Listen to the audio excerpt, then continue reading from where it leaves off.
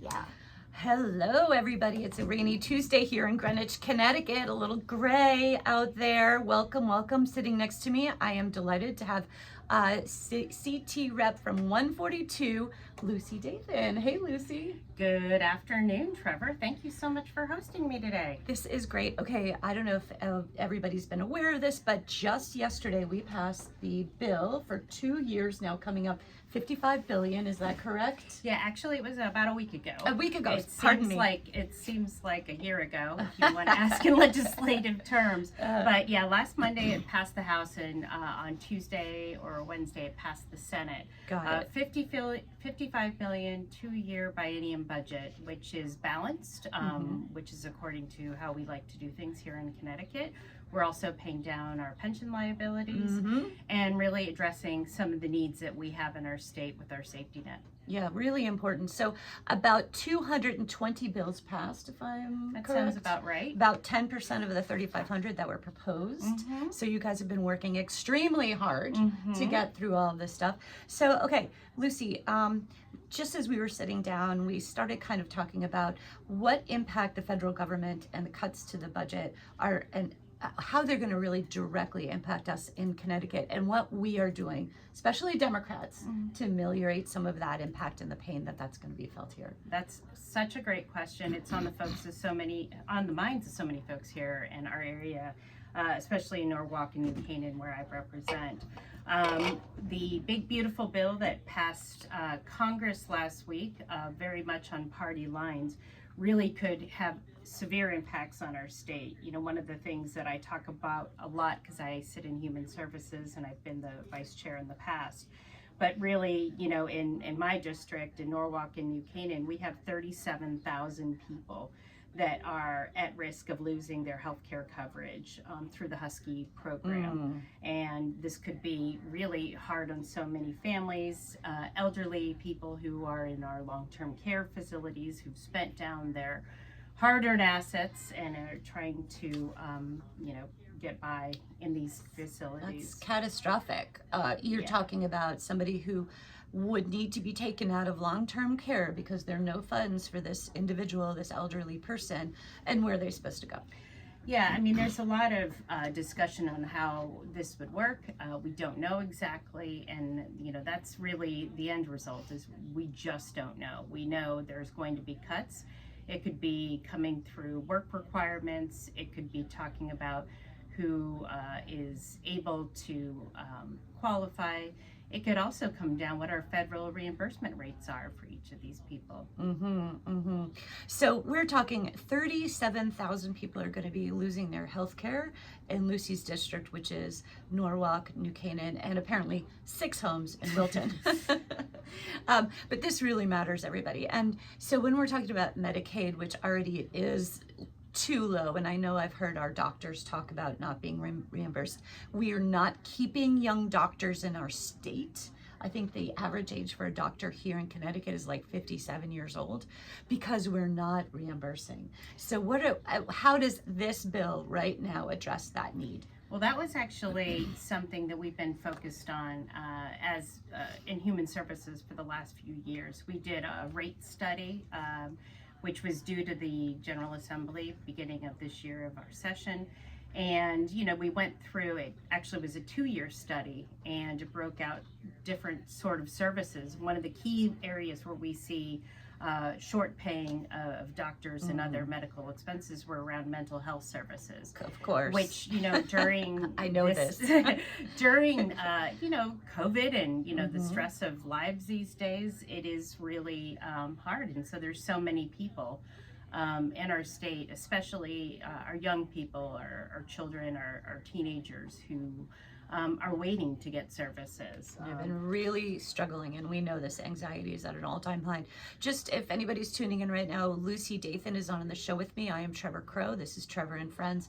Lucy is a CT State Representative from 142. We're discussing this budget that passed a week ago and how our representatives, our politicians are actually working really hard to help every one of you. That's what they do. You guys have worked your butts off, and we're trying to figure out a way to plug some of the holes that the federal government has ripped through Connecticut. And by the way, we are a donor state. That means more of our taxpayers go to the federal government than come back. Absolutely. I think it's like 90 cents on the dollar. I don't know exactly the number, but it is, we are getting about 10% less than we send. And that is huge. And it really does hurt families. It means we have to plug the gap, especially if we want to make sure that, you know, our disabled population, our elderly population, our kids are in good school programs and getting the things that they need, and how we can address those. It's shocking. So we were just kind of going over the big, beautiful bill, which has not yet passed in the Senate, which, by the way, was part of a crazy fight between the bromance brothers of Musk and Trump. Very embarrassing. If anybody across the globe was watching that, I was just shrinking. Yes. But so talk to me about a few other parts of it, because I know SNAP's getting cut. Yeah. Well, you know, there's some things that are, we had cuts before we even got to the big, beautiful bill. You know, there's federal funding that goes into our grants, our research grants, which really hurts our higher learning and really the knowledge base that we want to keep in Connecticut, because this is the future for future businesses and future enterprises. Losing that valuable money, it's about $191 million. A load of money. It's a lot. But the big, beautiful bill really has hurt, and talking about cuts within Medicaid, you talked about SNAP. Right now, there are 95,000 people in Connecticut that are at risk of losing some or all of their SNAP benefits, which really just puts additional pressure on our food and security issues that we already have. Just tell people what SNAP stands for.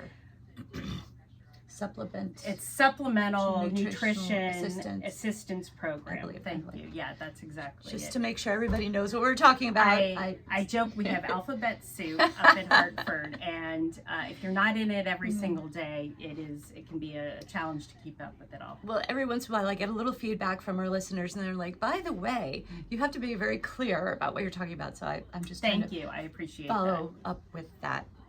Listener. Yeah, and so that's really important, because we do get so much into the details, and I appreciate that feedback, because I like to go quickly when I'm talking about things, because I'm passionate about it. Yeah. But not everybody is deep in the trenches like I am. But one of the other things that is at risk with the big, beautiful bill is about 44,000 Connecticut students who are at risk at losing some of their financial aid. This is something that we don't talk a lot about, because we're so focused on Medicaid.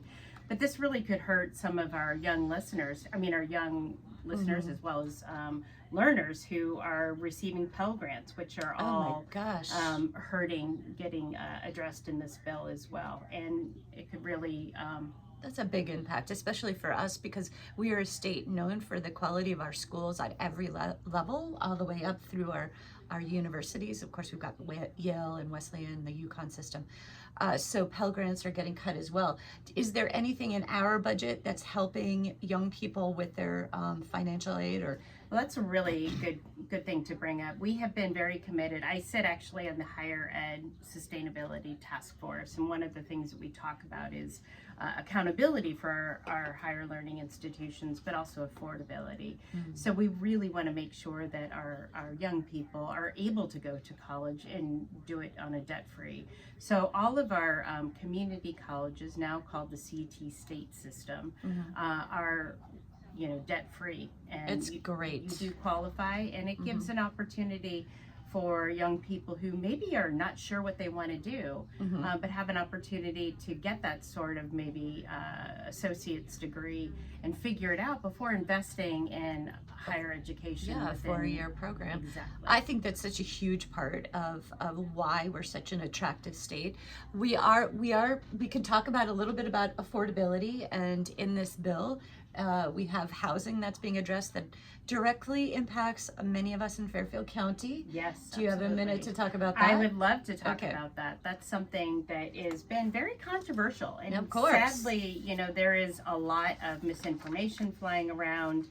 And so I've received a lot of feedback on the bill.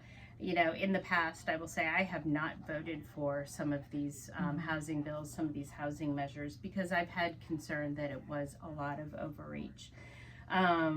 But when you have the CBIA, which is the Connecticut Business Association, These are smart people. They understand business, and we have to have affordable housing. If you ask a CEO to come move her or their company here, the first question is, where are my people going to live? absolutely, absolutely. We see, Milton ASML has faced these challenges. Oh, right. And we really want to make sure they are able to bring their best and their brightest to relocate to the area. These are very well-paying jobs that really would add a lot to our economy. But the CBIA has released a study earlier, I think in May, that basically said that the Connecticut housing shortage is a significant barrier to economic growth. And CBIA is a little bit more right-leaning than some of these things, and very business-focused. And, I agree with them on some things, especially economic drivers. And when I saw that and I kind of got their estimates on how much housing we need. I think it's 90 to 100,000 units, might be 110. Yeah, it could be as high as 130. And, it's still something, and it's a target. I mean, we have to figure out how we can get there in the next several years. We can't do it all at one time. But like we have climate goals to get to net neutrality, and it is down the pathway, you need to have a goal in mind to get there. And I think this piece of legislation certainly did that. Okay, tell us how this is going to work, how it's going to help us, but also we're in Greenwich right now. There's a lot of people who are worried, too many units. I think it's calling for us to build 3,000 or 4,000 units maybe here in Greenwich. Yeah, and I don't know the numbers for Greenwich per se, but I do know that there are quite a number of units in New Canaan and in Norwalk, which Norwalk, by the way, does have its 10% of their housing is affordable. But there is still growth planned on each of those areas. But like I've said with New Canaan and Norwalk, they're very much focused in on developing affordable housing. There has been a huge commitment. Folks have invested in what's called an affordable housing trust fund. We have done a really great job with, Canaan Parish and some of the other developments, and really increase that. And as a result of these great efforts, of the 169 towns in Connecticut, there's like 5 that have received 2 moratoriums so far. And New Canaan is one of them. Oh, wow. So when you sit to towns and say, okay, what can we do? New Canaan is doing the right things. And you still go to New Canaan and you still feel that local Connecticut feel that we all love, that is important and cherish. And so with this bill, if you are doing the right things, and part of the bill the only part of the bill that is a mandate is the mandate to submit a fair share plan. And the fair share plan is very similar than the affordable housing plan that was part of our 2017 legislation I remember that dealt with 830G, which is the Connecticut statute for for all housing and zoning. And so really, if you are doing the right thing, this bill will ensure that you're preserving your local control, but also asking for accountability and goal setting. Very important. Okay, so this is a big question, absolutely top of the line when it comes to Greenwich, North Stamford, New Canaan. So I'm thinking District 36 because that's where I ran. But Lucy Dathan sitting with me, Connecticut rep from the 142, so she has Norwalk and New Canaan. So this bill is trying to sort of thread this needle, right? So you keep local control, but now there's more accountability that towns are going to come up with their own plan, right? And hopefully follow through. Is there carrots and sticks here? There's just pretty much carrots. There's not a lot of sticks. So, you submit your mandated plan, and if you don't submit it, there is no sort of stick, unfortunately, for some some legislators. I was kind of happy that I feel an incentive approach is much more effective, so that was one of the things I was fighting for. but wanted to make sure that we have that for towns that need extra incentives around infrastructure to develop sewers and other sort of Right. infrastructure for growth. I mean, that is one of the problems right here in Greenwich is we have old sewer lines. We have to harden our sewer system right out onto the Sound. We have flooding. Adding more buildings to some of that, it just seems irresponsible actually at this. I mean, it's all got to be, we've got to fix a lot of stuff before we build a lot, put it that way. Absolutely. So that's really what this, this piece of legislation does. And I think it's, it's an important for growth in our state and vital. I mean, I will say I knock a lot of doors during my campaign, and one of the things I hear over and over again is affordability. And it's not just affordability for, our workforce, but it's also affordability for our seniors. It's affordability for our disabled folks who are wanting to get into like a group home. It's affordability for our young people. Absolutely. When, our young people graduate from college, they want to stay in the area that they live in, but they can't afford it. The $3,000 a month rent. It's crazy. When they're making $50,000 a year, which is a good salary. Exactly. So, it's probably one of the biggest issues that I hear, especially from our young people in our state. I'm very hopeful that this bill will just, strike that right balance, that people don't get, screaming afraid that now, and in the past, certainly in Greenwich, we've heard, I'm a Dem, the other side, yelling, oh, they're going to be building high rises.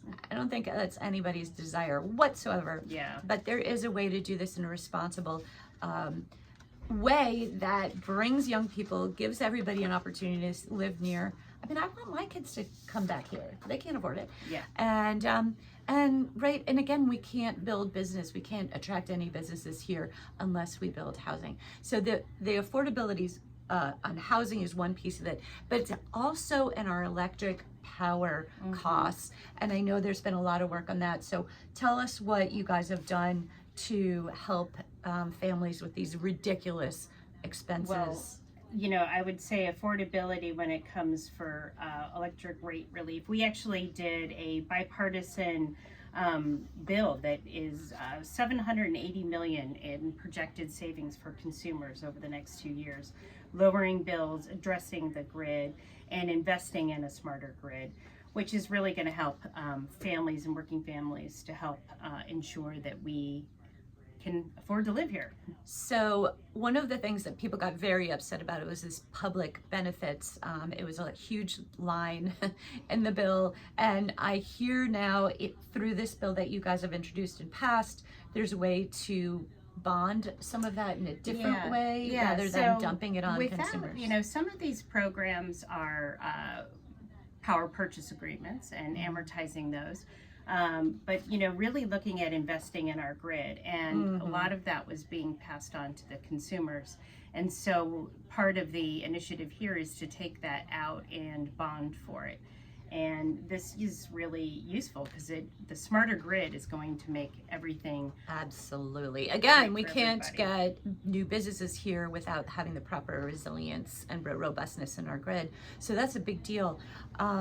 So if we bond, right, is that going to impact our financial basis? Or somebody who's listening here might be like, oh, now you're just adding more debt to the state. That's the last thing we should be doing. How are you guys working through that?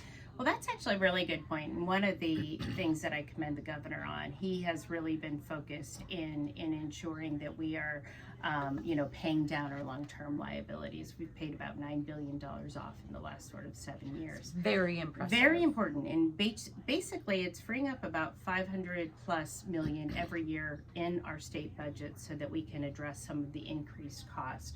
But really looking at the debt and how we've addressed this, our bond rating has changed. So meaning we basically, as a state, have a better credit score than we did years ago, which is enabling us to get better terms on our bonding. So we have lower interest rates. It's costing the state and us taxpayers less to go borrow money over time.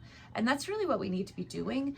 If you're investing in a long-term resilient grid, which is billions of dollars, I am sure, you want that, I believe, you want that cost to be spread out over the next 60, 70 years because those are the people using it. Absolutely, absolutely. And really, some of our grid technology is really dated.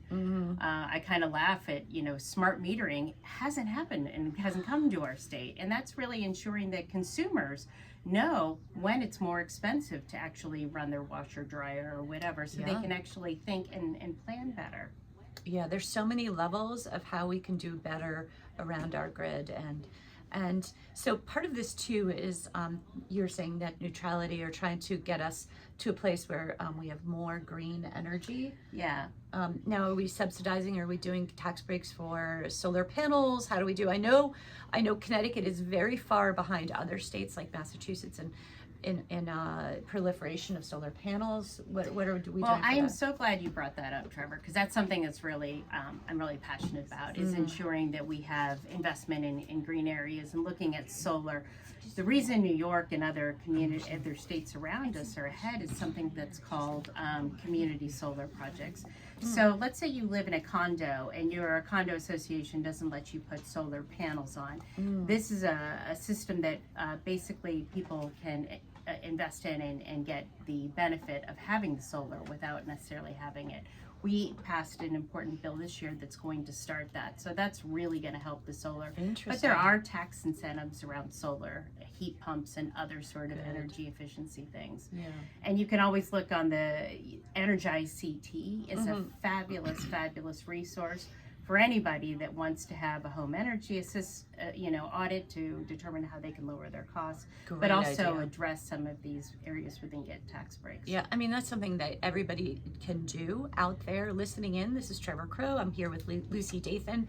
You can do an audit, do an energy audit on your home. Do it this summer before winter shows up, and you can really save some money. Absolutely. I've done it twice over the 10 years that I've lived in my home, and it's been fantastic. We've saved a lot of money, got great ideas, and the technicians are really good. So where do people go to find this? EnergizeCT. I think it's gov.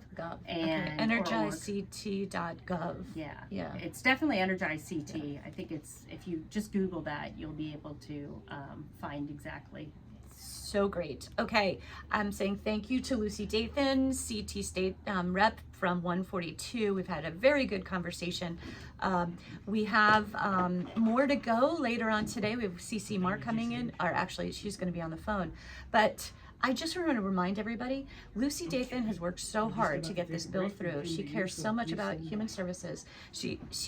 She is solving problems, and anybody who's sitting around out there going, oh, our politicians don't do anything, they're corrupt, they're bad. I am sitting next to an amazing woman who has devoted an amazing amount of her time to do the best she can for us, the taxpayer citizens of Connecticut. So thank you, Lucy. Well, thank you for the recognition. We'll be back in just a minute.